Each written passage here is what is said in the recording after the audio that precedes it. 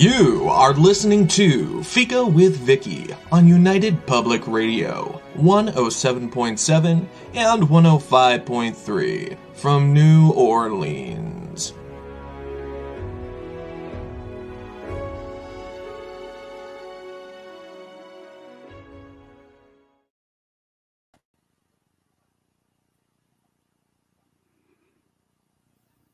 Okay.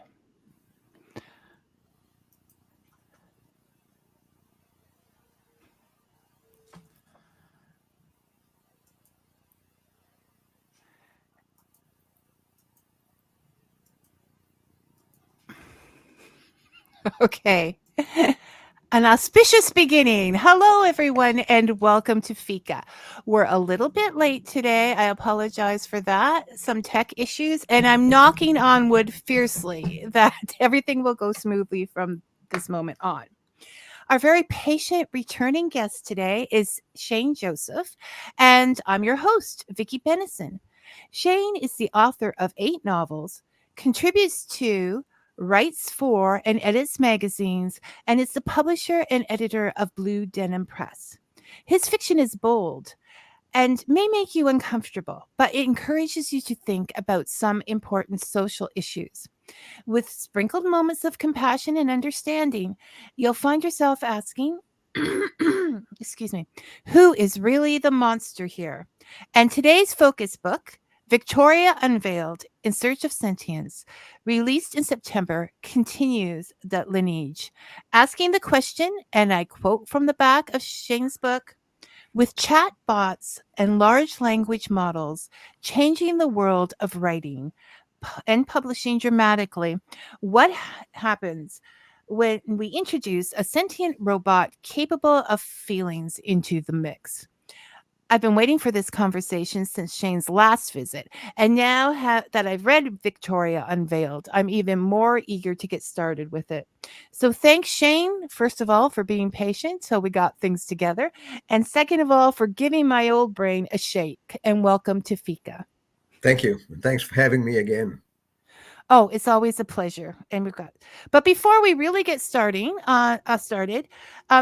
can you just let the audience know a little bit about this novel so that they know what we're carrying on about? Okay. So people have asked me whether this is a sci-fi novel, a thriller, a literary novel, a romance, and I would say it's all of the above.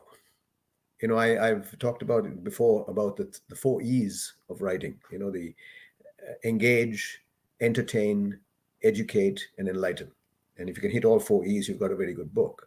So I tried to do all of that in this book. And the 2 E's, the engage and entertain, is in the thriller and the sci-fi aspect, which has a plot that races along with people falling dead at various points. But I think on the other 2 E's, which are harder to achieve, I was trying to delve into the realities of the Canadian publishing industry as it exists today. The realities that we will have to face when robotics starts to intervene and interfere with that industry. And also, how would we live with robots if they do attain sentience, as people claim they can, and then demand for equal rights, the rights to work a 9 to 5 job as opposed to 24/7, to be paid, to get holidays, to love people like we do, like we do. And when that happens, these are our creations. We put them on the planet.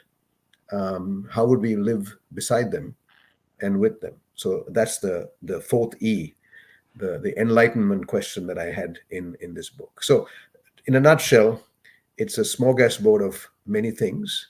But I'd like to think that at the end of the book, I'm going to leave people thinking about it and asking questions about the world we live in. And I think you did very well on all of those things. But I just want to add that I do believe there's an element as a reader of just how much we've become like robots. Not everyone and not everything, but we have been sort of censured into beings that are labeled and told this is the proper way to be. And I mean, that's been happening for centuries, right? So Yeah, I think what has happened is there's a continuum here where the human in the old days did more of the work and the machine did a little, and then the machine started to do a little bit more and a little bit more, and now on that continuum we seem to be in the minority position where we're getting the machine to do most of it, and that's the same thing in I think the in this book where the robot will ultimately be able to write the book, and then one asks the question, who is the author? Or what has the human author contributed to it? And so that's the challenge that we have, is how much do we allow the robot to do? And you're already preparing for that because at the front of your book, I Yes. note that you write written by a human, the author, AI assisted only in spell check, Grammarly, and read aloud features found on the author's computer. And I think maybe that's what people should start doing. Yeah. I did that as a pun. I mean, that was supposed to start the book off, but Just it is being asked of in, like, if you go to places like Amazon and other publishing platforms, when you put up a book now, you have to tick off a box that says, was this written by AI or was it assisted by AI? Because there's a lot of these AI generated books that are now being put out there. In fact, the other day, a couple of months ago, I had two books that were listed under my name and put on the Goodreads platform that were generated by AI. I was curious. I went in there one day and I found these two books published by me. So I bought one. I thought, let's find out what I've written in my sleep. Were And it you was, expensive? no, it was actually it was free. That made me even more suspicious. So I downloaded this book and I read it. It was about 50 pages. And it looked like it was somebody's PhD thesis or something they had written. There was completely no humanity in it at all. It was very technical. So I had to write to Goodreads and say, could you please take these two books off my profile? I don't have a problem with them putting my name because, names cannot be copyrighted, but certainly do not put them under my profile. They're not written by me. So with that happening, I can see how intrusive this AI can be, especially in the publishing world, and we have to manage it properly. Otherwise, it can overrun us. Whereas authors need to manage their pages like for many different reasons, but this is a new one. Like good that you went in there and checked out your Goodreads because otherwise you wouldn't have been aware of that. It is very like recently I went on a rampage because there was a load your e-reader for free. And I've loved to find authors out there that are indie and good and, taking advantage of this. But I ran and I spend a lot of time throwing them over my shoulder after the first chapter. But there was this one book and it just kept repeating like, things like mean girls or just phrases that are out there. And I'm very naive sometimes. And I'm like, this book is driving me crazy. And my son said, it's probably AI. Yes. Yes, that's how easily it can come into your life without. Yes. It's very true. But on the flip side, the AI tools are getting smarter. Like, for the instance, the other day, I had a prompt on Facebook that asked me whether I needed to know more about Shane Joseph.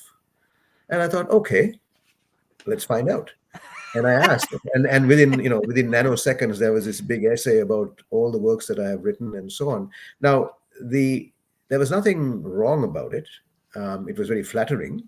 I'd never written such glorious stuff about myself before, but it was not untrue. And compared to a few years ago, when you'd ask, people to or ask Google to find things for you on the internet, and sometimes they mix you up with other people with the same name, and a lot of the information is incorrect.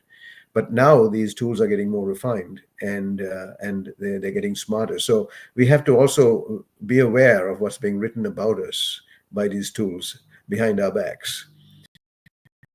Because others may pick this up, right? You sent say a manuscript out to a publisher, he could go and say, okay, tell me more about this author, and quiz his AI tool, and then he gets a whole resume on that author, which may be completely different to what the author has pitched in their resume, and then that creates an imbalance, and one wonders whether the author is leading you on, right? So another facet to contend with now.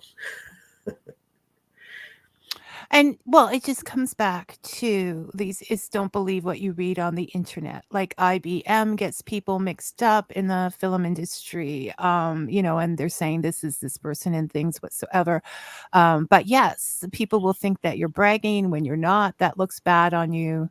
There's just so much that we aren't ready. The point is that um we're not ready for social media. There's no social media etiquette that we've learned out there obviously, but also we're not ready for this. The learning curve is just incredible to avoid it if we want to avoid it. And I call it fact check. Fact check is a very popular word these days, but the only difference is the fact check has been done by a robot. yes.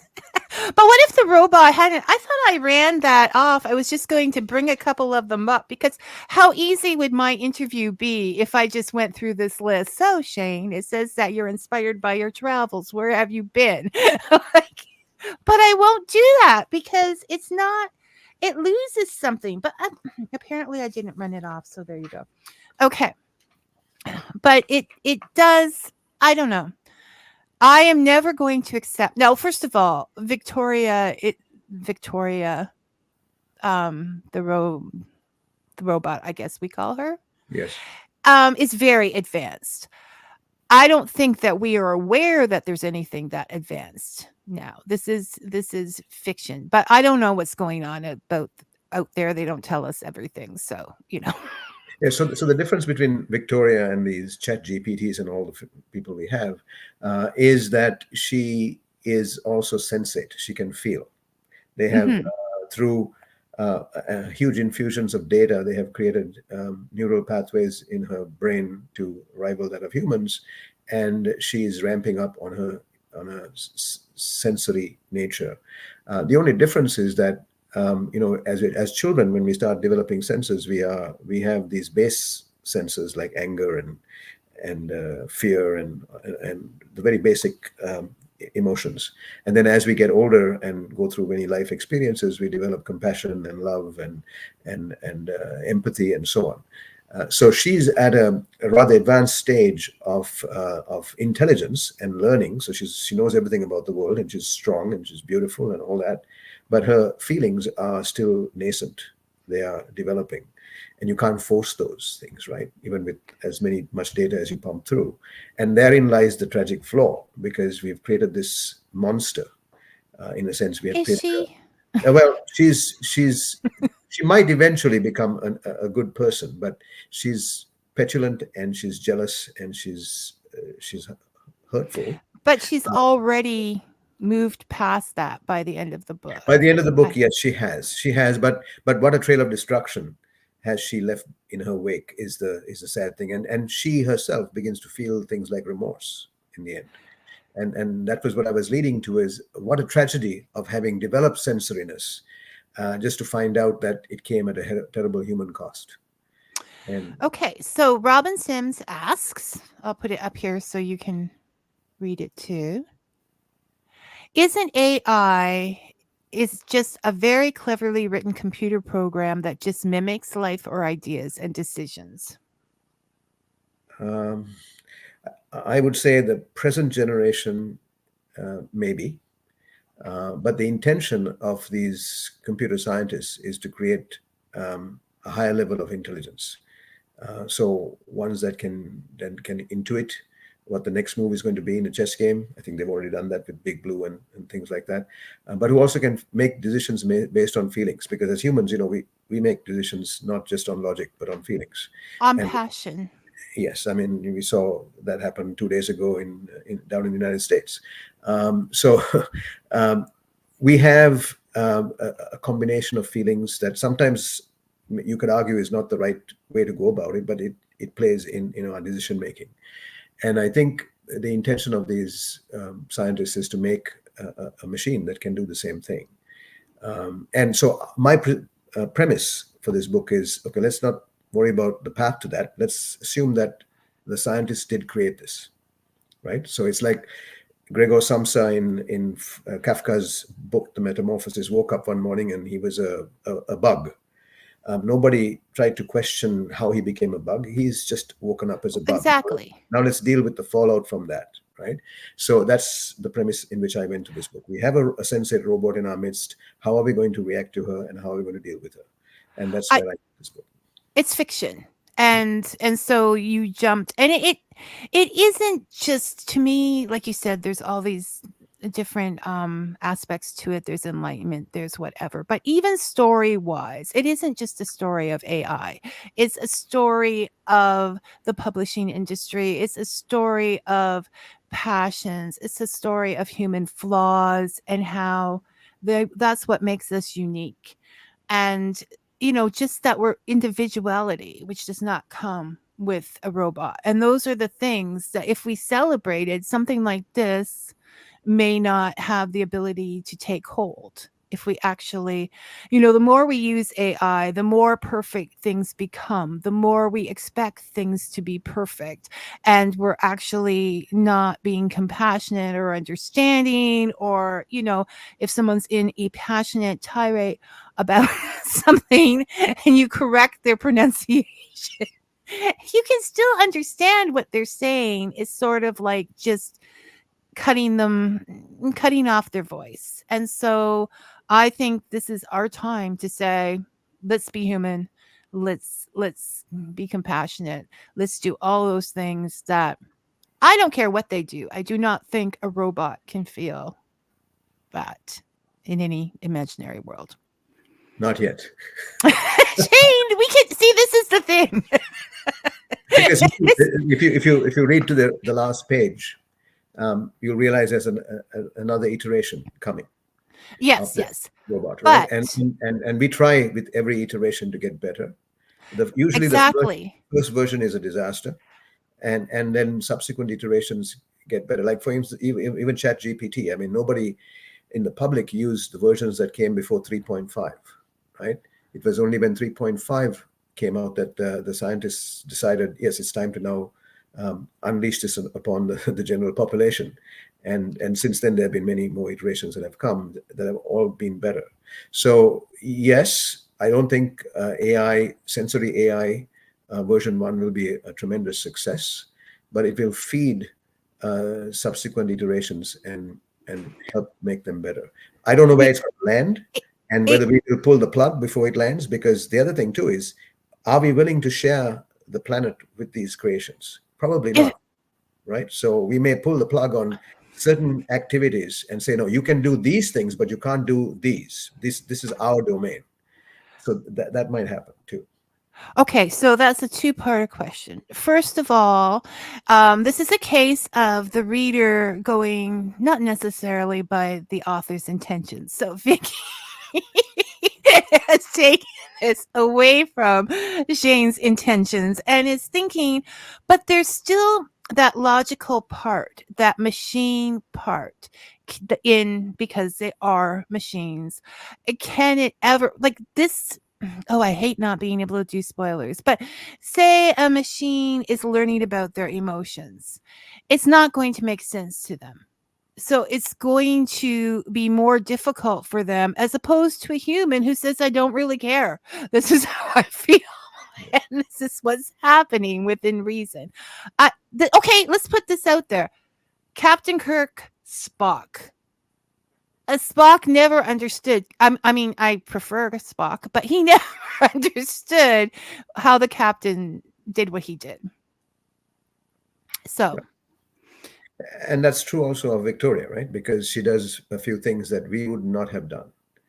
And especially when it came to the revenge part of it, it was a mechanical duty. So and so is not good. I'm putting her on my list, and I will make sure that she doesn't survive. And those are the kind of mechanical aspects to her, even though she was developing sensory nature. So you're right; they're not perfect in those areas where feelings are irrational and emotional and don't have any much logic in them. She wasn't very good there, and she failed, as we know. I won't tell more. but we're not telling them that. No. And the second, what was the second point in that? Now I lost it. See, this is why I have notes and I Let's didn't talk about write the, down. let's talk about the publishing Okay, industry. people. Okay, we'll go there. Yeah, we'll come back to the families later. Okay, so Shane does talk about the publishing companies in here, and he wants to specifically the Canadian, because he is a Canadian author. But then he's sort of like, I don't know, maybe I shouldn't have said everything I said. Sorry. But he should. He was. I agree with Shane on this one. So, Shane, why did you say the things you said about the publishing industry? Well, I think that let's leave the robots aside before you introduce them into the mix. But the publishing industry right now, at least in Canada, is at a bit of a crossroads. We have an established order, which was sanctified by governments and grants and a lot of funding, handholding. That is aging. It's currently in some kind of a conflict because I see lots of posts on Facebook about the Giller prizes and all that's going on, which has got nothing to do with Canadian publishing. It's political. So they're engaged in those debates. I also saw some statistics recently, which was given out in the Globe and Mail, and also mentioned by a person from within the industry, which talked to the fact that Canadian-owned publishers only own 4.8% of the Canadian book reading market.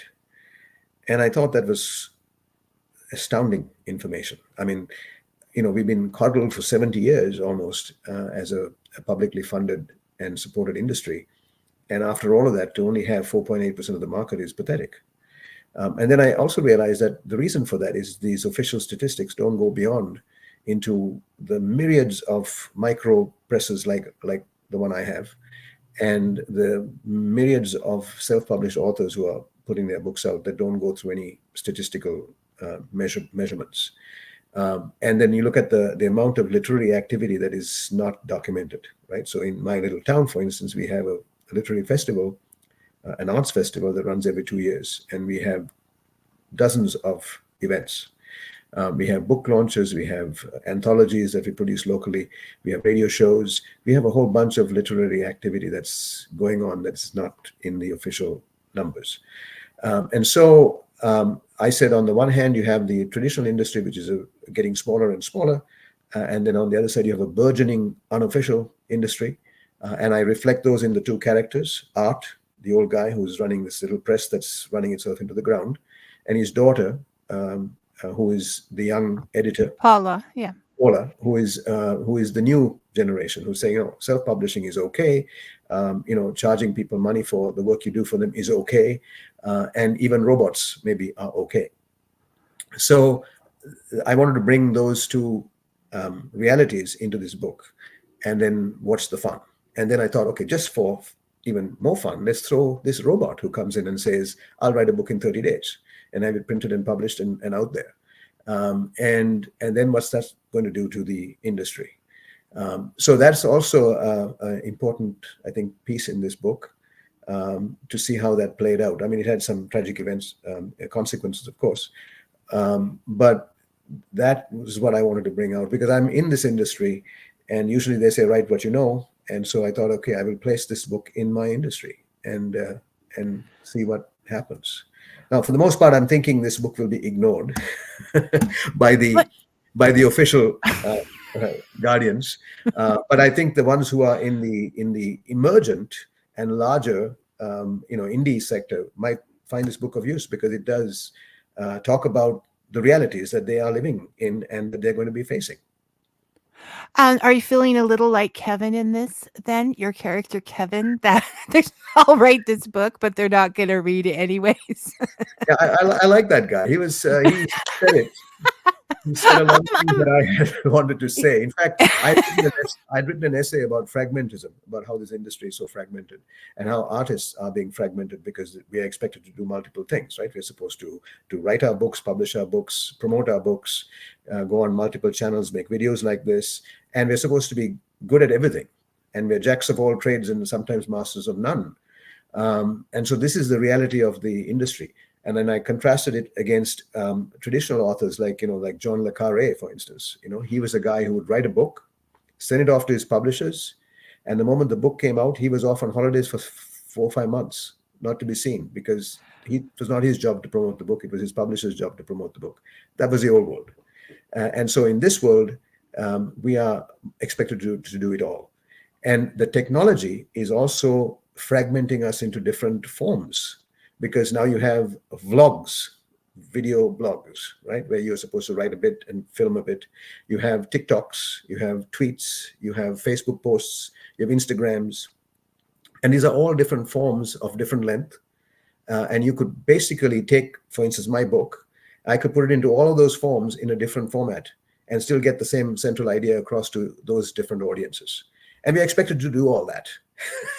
And that's why I call it fragmentism. And that's why Kevin was up there on his platform talking about it. Yes, I'm Team Kevin. Okay. I would like, even though he's a fictional character who wrote a fictional book, I would like to read that fictional book. But it doesn't exist. And neither does Kevin, unfortunately. The point is it's all anti-intuitive to the reading and writing lifestyle. First of all, I would say a lot of writers are observers and therefore a little more introverted in their behavior. The idea that they have to get out in front of people and talk is just terrifying enough for them. And two, readers are reading books. Hopefully they're not like spending all their time on social networks picking up all this information. That being said, I know some indie authors that have just done amazingly well on those things and have done everything possible, holding their children and saying, feed my baby, like whatever it takes to get it moving. So it is a strange new world. Yeah, and the other thing too is to keep in mind is that when we started off in social media back in the early 2000s, it was a fashionable thing to have a lot of followers and friends and promote yourself to them. And if you posted something, the chances are that all of them probably saw it. That's not happening anymore. I think the social media platforms are voluntarily, forcefully suppressing how much content gets out there, because there's a lot of content. And the only way you can get to audiences now is if you advertise. And I have done both. I've done posts that I think are provocative and maybe I'll get 50 likes. And I've done advertising where I paid money. And the money is not that much. $30 or $40 for a week of advertising. And you can hit 7,000, 8,000, or sometimes 10,000 views. So that's the split between the old free posts versus the paid posts, right? And so that's how they make money. So people need to be aware of that having so many followers and friends. I counted my followers and friends the other day on all the platforms, and I had 14,500, and I was pretty pleased with myself. And I sent it on to an agent who's representing some of my work, and he said to me, "Well, you just made a start," because that's. And it's getting harder and harder because people are getting more blasé about the entire thing. So it's getting more and more difficult you have to really know what it is that your followers want. But no, people don't get that. A lot of the things, and especially if you have a business page, which is what you want to promote, it might get to 11% of the people. And some of them, they don't even put out there. I know, because as soon as they put on the bottom of my post, boost this by whatever, I know that it's going nowhere. And so you have to do things like, yes, people, I will like my own post because it at least gets it a little further out in the algorithms. And if I say Shane's going on the show, I love it anyways because Shane's coming on the show. So I'm loving my post because this is making me happy. So there are all kinds of tricks and things that they don't. I mean, at this point of time, because what I do, my Facebook page is pretty much covered with books, book advertisements. But you know what? I don't care. I kind of like book advertisements, so I'm in there checking them out. But it is more and more difficult every day, more and more expensive every day, with what people and more more and more difficult because this platform won't promote anything that you share from another platform, and it's an entire. But let me give you some hope, or give whoever Oh no, offers. I have hope. Let me give you some hope. I've said this at many meetings and writers' conferences that I've been at, and people look at me.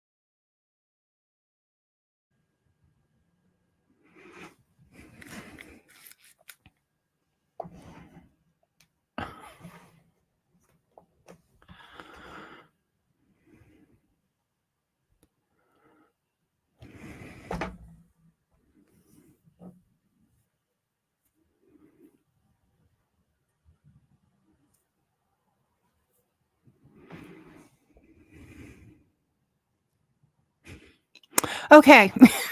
Shane, can you hear me?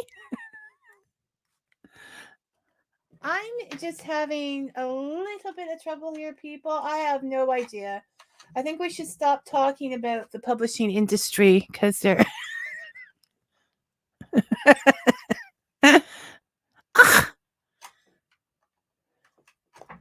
Yeah, that's not working. Okay, but if I take. Okay, is it the headphones? Is it. Shane, keep talking to the people while I I do this.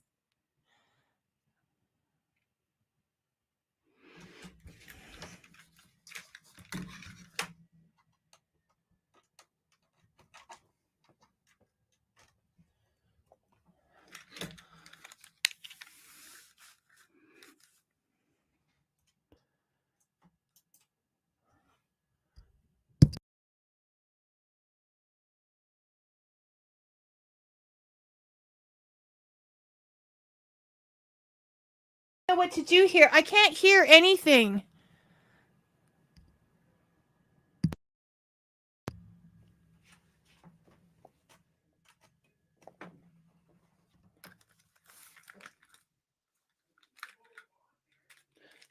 Okay, can you hear Shane?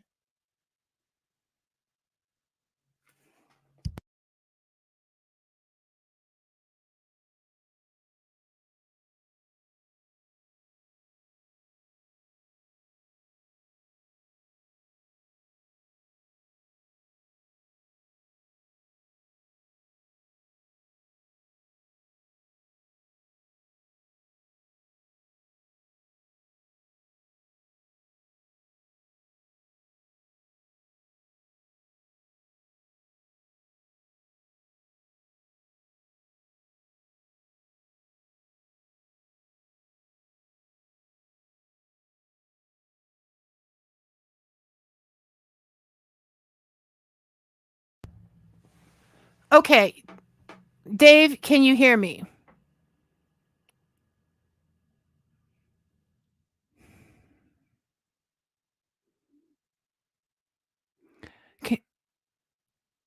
Okay, so we can't hear Shane. So it's not my headphones.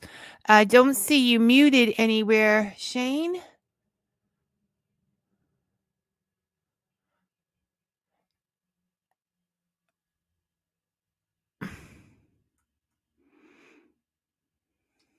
Okay, so we can't hear Shane. Shane, can you hear me?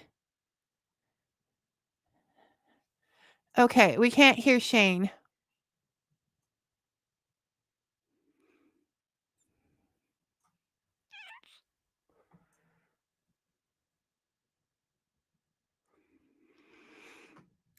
Okay. Well, we're just waiting to figure out what is going on because you know what? This is live. This is adventurous. These happen. I don't see him unmuted in any way.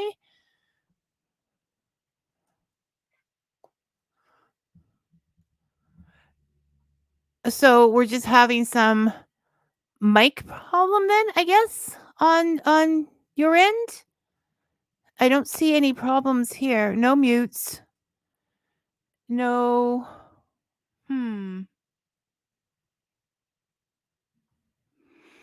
Okay.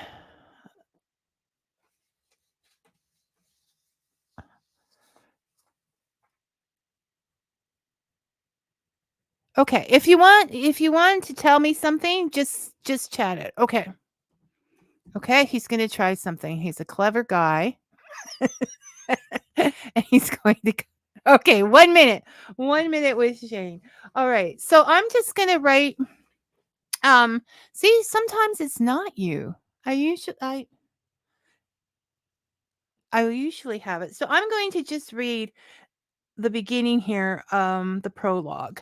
I think that's okay. I can't get his permission. So, and I think this is a fabulous piece of writing. Okay, there's Shane back. All right, let's bring him in. All right. Okay, we're perfect. So I promised them while you went away for a little bit just to read them the beginning of the prologue because it's a beautiful piece of writing, I think. Is that okay with you? Sure. You want me to read that? Do All you right. read it or do you want me to read it? I can do that. Okay, you read I'll it. read that. So this is the prologue. This sort of sets you up for the what's to come. She was born of the fruit of digital programming in a humming, thrumming laboratory where masked and gowned scientists trying to protect themselves in a pandemic ridden world worked on every nanoparticle of her being. She had to function flawlessly. Flawed humans creating a flawless being, a flawed strategy. She came into being at a time when humans had given up on the climate they messed up, when war had still not been eradicated, no poverty, no greed, nor the thousand natural ills that flesh was heir to. She was to be the leapfrog in human evolution. If we cannot perfect this mortal coil, let's build the next best thing. Her creator looked upon his creation with pride. He had imbued her with all his knowledge and given her incredible mental and physical strength, coupled with beauty. For the endurance needed to survive, be noticed and respected by humans, and not be treated as another circus freak. The whirring stopped, and the figure on the white bed rose and looked upon her creator, and he swelled with pride. "You are indeed perfect," he said. "I shall call you Victoria." And with that, Phil Kruger, creator of the first sensate robot in North America, ordered champagne for his team of developers, while Victoria looked on, ignored. And I just think that's beautiful. Can I put that on my social media or Sure. can I quote that? You Because put I think it leads in so beautifully with what you've written, Shane. It is a good book on so many levels, and we can't even discuss. I swear I need to start a private book club for like people who've read the book, and then we've gone on to discuss it with people. Okay, so Shane, we need to move on. Yes. We've had our share of problems So you can come back anytime if you want to talk more about any of these issues, because I think they're really worth delving into.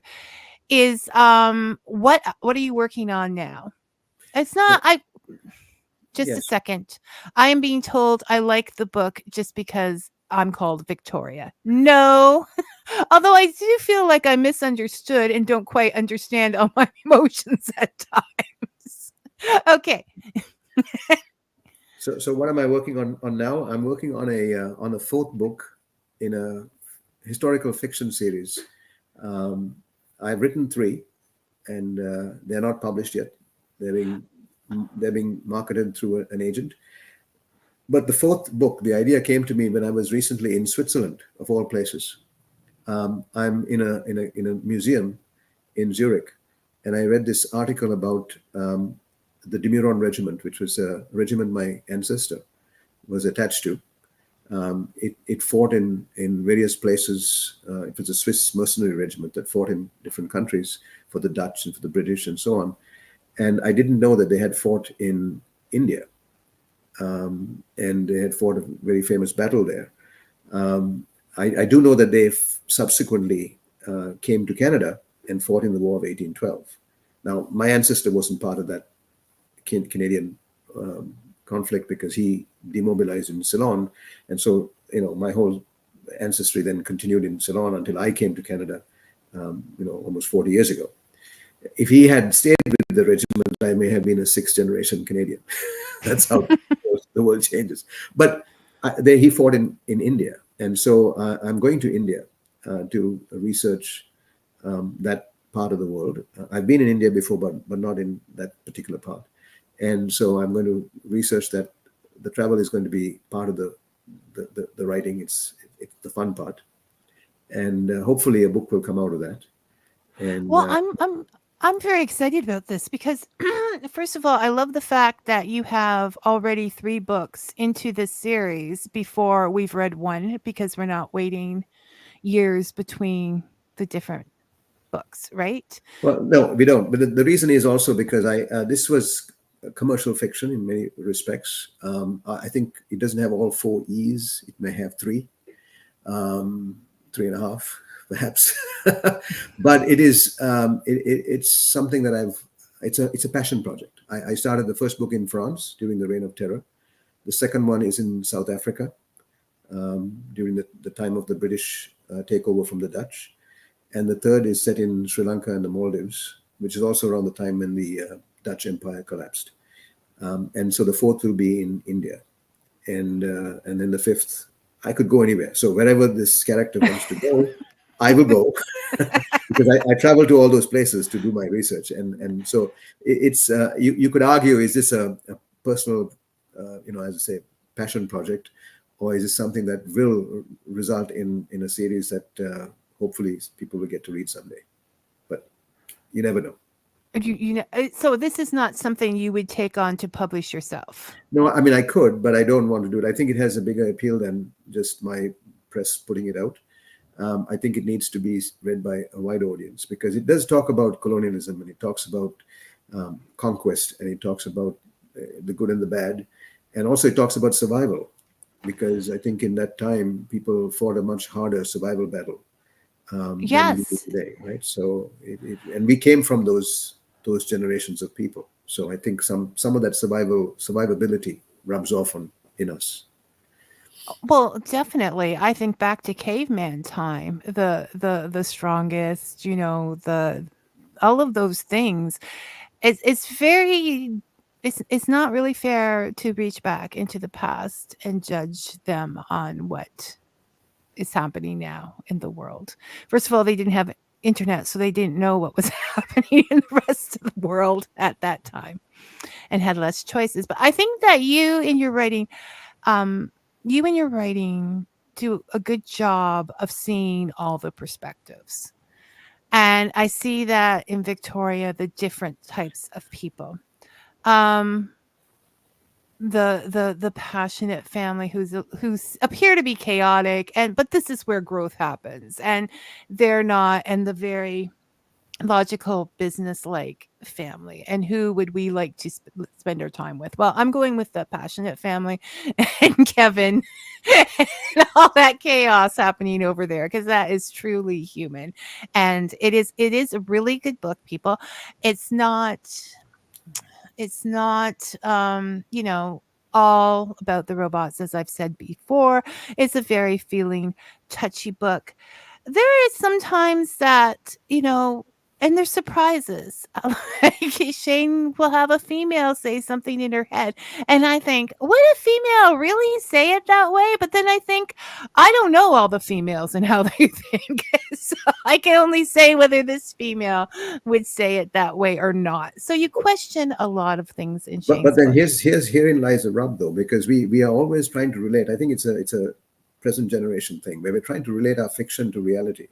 We like realist fiction, and even more than fiction, we want our fiction to be realist. And I think there's the flaw, because when you look at the great writers like Salman Rushdie and Gabriel Garcia Marquez, I mean, they wrote magic realism, things that are fantastical, and they ask you to suspend belief. And we have to, when we create characters, we need to make them larger than life. They should be doing somewhat outlandish things that we wouldn't as normal people do.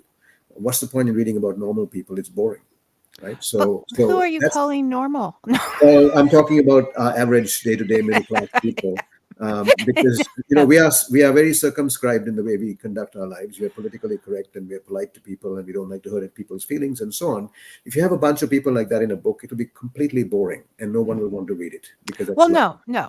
So you You have to have outlandish people who do some really wacky things, who break some norms, because we are curious. We are always curious about the other, who does things that we are reluctant to do. And so those are the people that attract us in the pages of a book, right?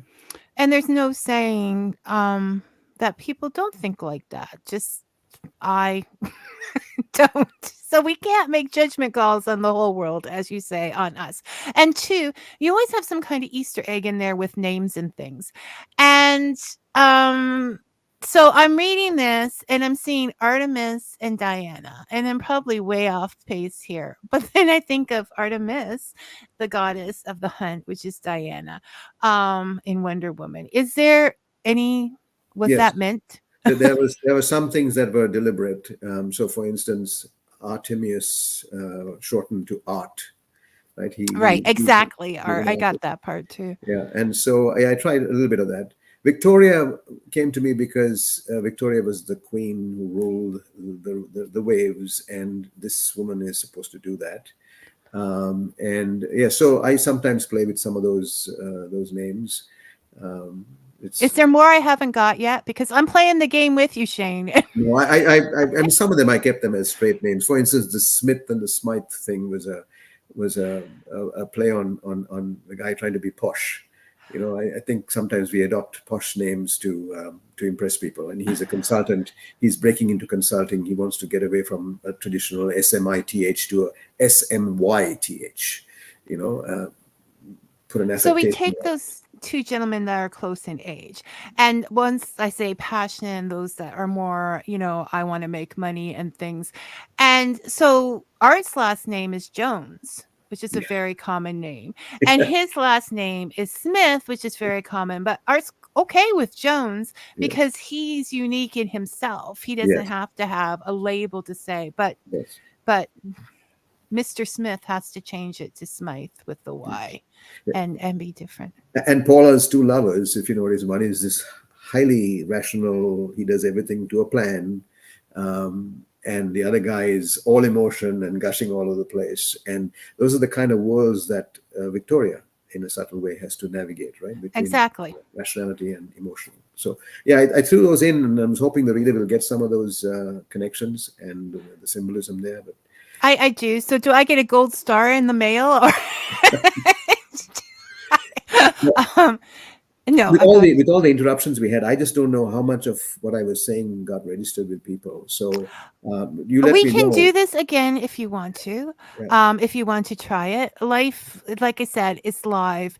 Or you can send me that book you promised to send me last time. And then we can do Victoria, that book. Yeah, I think let's do that. That might be better Okay. because then I can we can talk about two books and we can cover some of the holes in this. And I will listen to the recording here and pick up on the pieces that were left out because of the technical difficulties. And yeah, no, I'm sorry. I just immediately blame myself. So I'm like, what is wrong with my headphones? The audience was just waiting patiently. I'm going to have to speak to them about that. Don't wait patiently. Tell me who you can't hear. I don't know. So we can find Victoria and the search for sentience in the usual places. The usual places where all good books are sold. So on all the online stores, Amazon, Barnes and Noble, Indigo, and then also on I guess your local bookstore. You can order the book from there. It will be delivered. It's not racked widely, and remember we're an indie publisher, so we don't have our books in by the thousands at Chapters staring out the windows. But you could order it from the Chapters online store, and they will deliver it to you. So you it's just available. go and pick it up. It's available. I mean, if you're looking for ebooks, I mean, it's in Kobo and Apple and Kindle formats. You can just one click and it's downloaded to your e-reader, right? So that's the fastest and probably the cheapest. And a good read, and makes you think, and shakes those little brains out. If you're Somebody like, said, "Is it hardcover or soft?" It's a trade paperback, so I would say more on the soft cover side. But it's not your airport read 5x8 book. It's 6x9 glossy cover, so it resides somewhere between hardcover and soft cover, but more on soft. yeah, I mean, most of them are in one way or the other. I don't.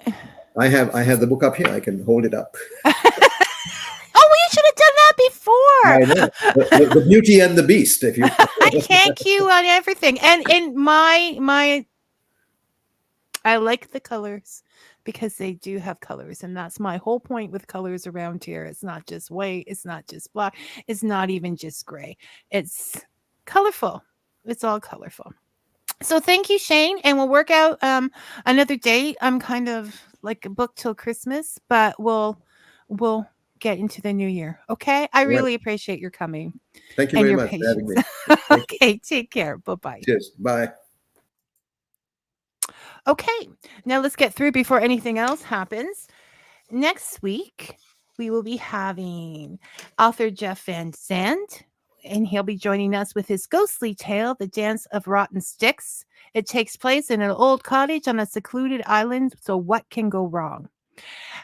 And I'll save the rest of it till next week. But I'm really looking forward to that. And I also know there's a sequel coming up for that one too, because I asked because I was so involved. Remember, if you like this episode and everything we were just talking about, you can find out more about what's coming up if you follow Fika with Vicky on Facebook and Blue Sky. Thank you all for listening. We'll see you next week. Until then, may your coffee be hot and your story sweet. Thanks for listening, everyone.